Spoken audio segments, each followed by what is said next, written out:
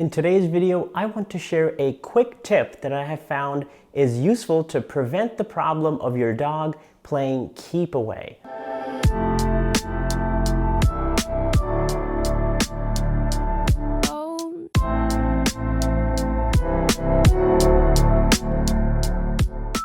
Dogs can easily learn to keep items like toys away from you. Sometimes they do this because they are worried about you taking the toy away and ending the fun. Or maybe they have learned that this is a fun game to be chased after while they hold on to the toy and make you run after them. Now, this behavior can be problematic and even dangerous in some situations if you need the dog to quickly come to you. If you're wanting to use play as a reinforcer with your dog, this can also be very counterproductive. One of the ways that dogs can learn to play keep away is if they have experienced in the past that you will take away things from them that they want. So the one thing I never do with my puppy is to grab anything that she has and remove her access to it. If I find myself in a situation when the dog has something I need to quickly remove, I will instead exchange the item for a cookie.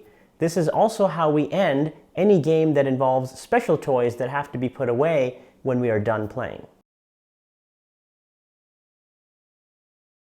In this clip, you see the puppy has something we might consider an inappropriate item to be interacting with.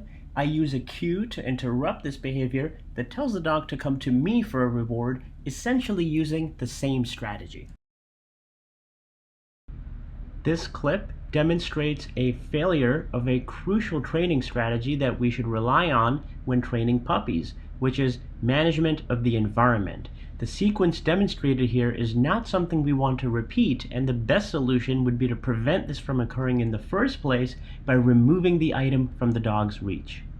Now, this may seem a little counterintuitive, and you might be thinking, well, isn't that reinforcing the dog to go after things they should be staying away from? And the answer is yes, that could happen. But for me, there is a cost that I want to avoid of having the dog think that when it comes to toys, I take away good things. And to counter that, she needs to become protective of higher value items. I never want the dog to be thinking that I will be in the position of taking away her fun, because that will work against her desire to come and play with me. So I thought I would share this tip because I consider it to be a small but important idea that has a lot of impact in your training. This may not be the right thing to do for your particular situation, so you have to evaluate that for yourself. But if you follow this principle, you will be able to avoid the problem of having the dog run away from you because they're trying to avoid having something valuable taken away from them.